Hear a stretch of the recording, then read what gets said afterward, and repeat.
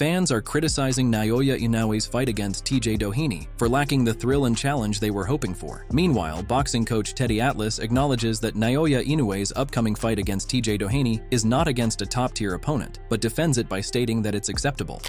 Yeah, you keep him active. Obviously, he's the monster.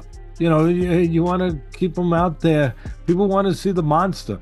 You know, it doesn't matter if Godzilla every once in a while, you know, chomps on somebody a little smaller, you know, and goes and bites the head off of Maltha's little brother. That's okay. It's all right. It's still Godzilla. We want to see Godzilla. We want to see the monster. We want to see, you know, these top guys, they're heroes. He's a hero. He's got a country behind him.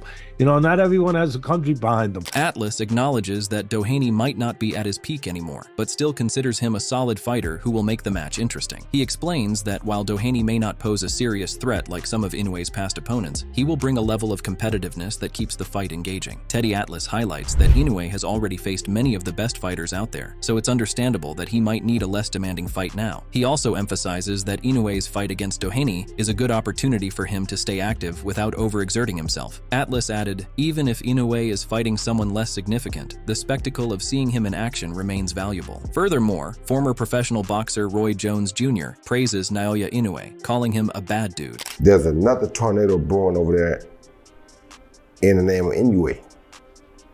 He just won. That is a bad dude, you hear me?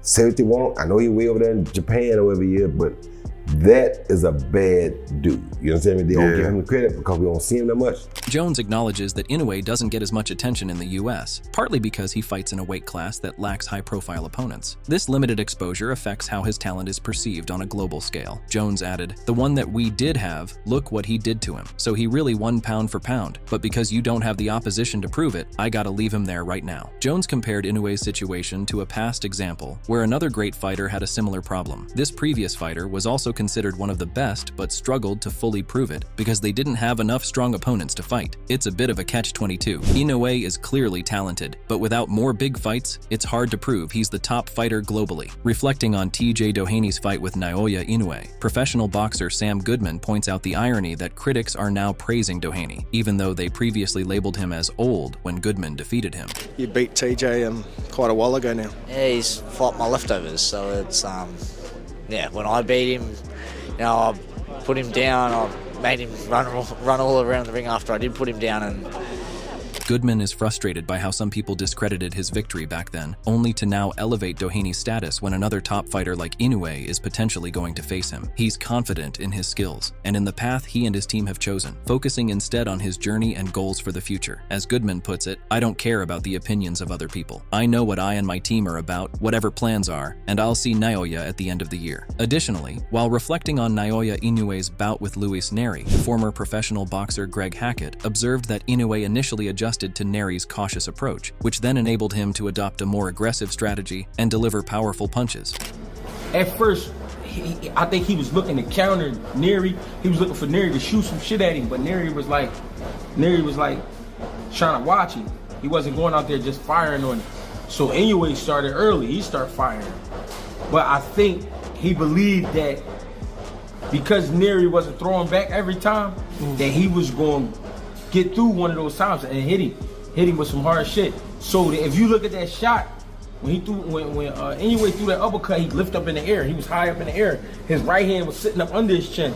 He threw that shot. He was really trying to land that shot, that left uppercut. And it came from a crazy angle. Greg Hackett discusses how Inoue adapted his approach after an initial misstep in the fight against Luis Neri. Inoue, after getting dropped in the first round, recalibrated his strategy significantly. He realized that his earlier approach of trying to land big, flashy shots wasn't working and was instead caused him to be vulnerable. By the second round, Inoue shifted to a more disciplined style. He kept his hands up, eliminated the wild, looping punches, and began focusing on precise, straight straight punches. This change in tactics helped him land clean shots and eventually score a knockdown against Neri. Hackett notes that Inoue's newfound composure and strategy paid off as the fight progressed. By the third round, Inoue was clearly taking control, showcasing a more methodical approach with short, effective combinations. Despite not hurting Neri severely, Inoue improved technique and mental adjustments allowed him to start separating himself from Neri. As the fight continued into the 5th and 6th rounds, Inoue's disciplined approach led to another knockdown and eventually a stoppage. Hackett added, "Inoue had to calm down, you know what I mean? He had to sharpen up. That's all it was. A good fight though, real good. The fight he looked really composed after the knockdown though, took his time, didn't rush up." In addition, professional boxer Stephen Fulton advises that Inoue should continue advancing in his current weight class while being mindful of the physical toll boxing takes on the body. Excuse me, do you think Inoue should stay in his division or should he go up?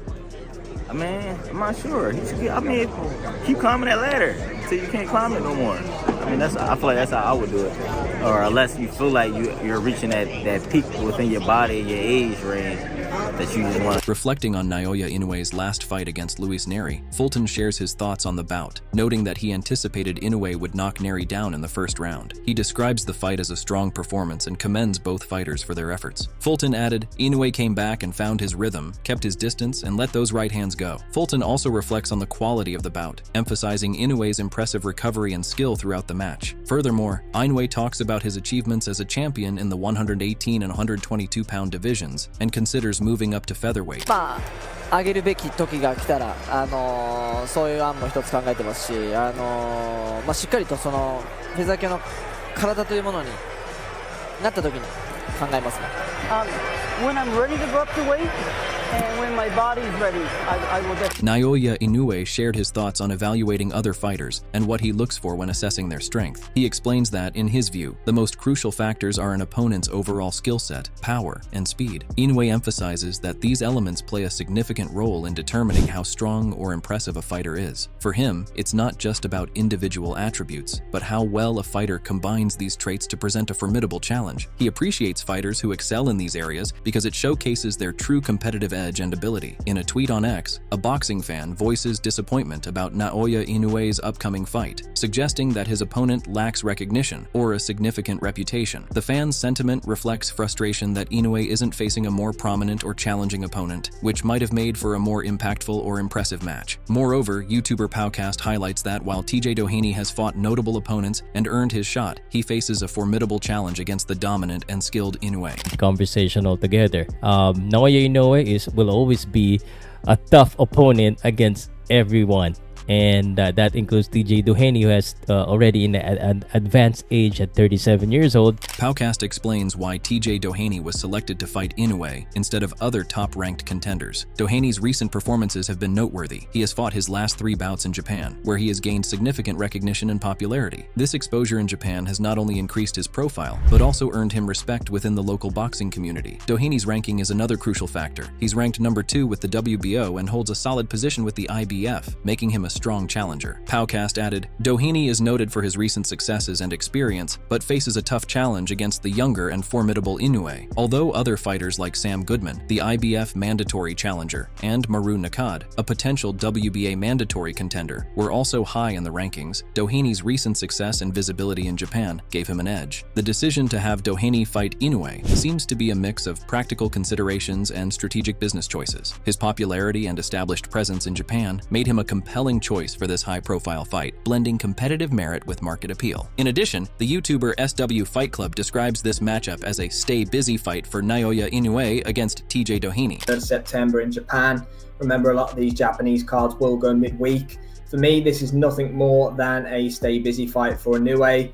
His strength of schedule has been very, very tough. SW Fight Club discusses the context surrounding Naoya Inoue's upcoming fight against TJ Doheny. He reflects on Inoue's challenging recent fights. SW Fight Club notes that Inoue's schedule has been particularly tough, mentioning a notable past fight where Inoue faced a rare defeat. SW Fight Club describes Doheny as a tough and resilient opponent, highlighting his recent record of 3 knockout wins in Japan and his reputation for never having been stopped. This toughness has helped Doheny build a following and establish himself in Japan, making the fight a bit easier easier to promote. SW Fight Club added, Inoue just absolutely walks through TJ Doheny in a couple of rounds. I don't see how this one's competitive at all. Moreover, he further added that after this fight, Inoue will move on to face Sam Goodman in December, who has previously beaten Doheny, and eventually move up to the 126-pound weight class for new challenges and exciting matchups. Moreover, YouTuber Luke Thomas elaborates that Naoya Inoue is considered one of the best boxers alive, with a strong case alongside Bud Crawford and Alexander Usyk. Time for technical difficulties. My name is Luke Thomas, and this is where I go over the weekends, or in this case,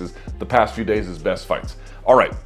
Let's talk about it. Naoya Inoue, maybe the best boxer alive. It's either him or Bud Crawford or Alexander Usyk. You can have that debate, but any conversation about who the best boxer in the world is that doesn't include this guy is a fraudulent. Luke Thomas discusses Naoya Inoue's boxing skills, examining the technical elements that contribute to his dominance in the ring. Thomas highlights Naoya's exceptional ability to create confusion for his opponents through unpredictable patterns and angles. He explains that Inoue's use of varied jab techniques and footwork is key to disrupting his opponents and creating openings. According to Thomas, Inoue's style is characterized by a dynamic approach, shifting his defensive and offensive tactics frequently to stay one step ahead. Thomas added, Inoue's pattern confusion and punch doubling create openings for powerful strikes. Thomas highlights Inoue's clever combination of defensive maneuvers and offensive attacks, showcasing his sophisticated understanding of the sport. He not only throws combinations, but also employs defensive techniques, like a quick block, immediately after his punches. This strategy helps him maintain constant pressure and disrupts his opponent's rhythm. Furthermore, Thomas points out Inoue's remarkable timing, which allows him to land precise shots while evading counters. This timing is crucial in the way Inoue splits his opponent's rhythm, making it challenging for them to predict his next move. He also emphasizes Inoue's balance and athleticism, which enable him to make rapid adjustments and stay in position. This adaptability is crucial in executing effective attacks and capitalizing on the mistakes made by his opponents. So, what do you think about this situation? We'd love to hear your opinions and insights, so feel free to share them in the comment section below. Your feedback is always appreciated. If you enjoyed this video and want to stay updated with our latest content, be sure to subscribe to our channel, and don't forget to check out some of our other videos that are currently displayed on the screen.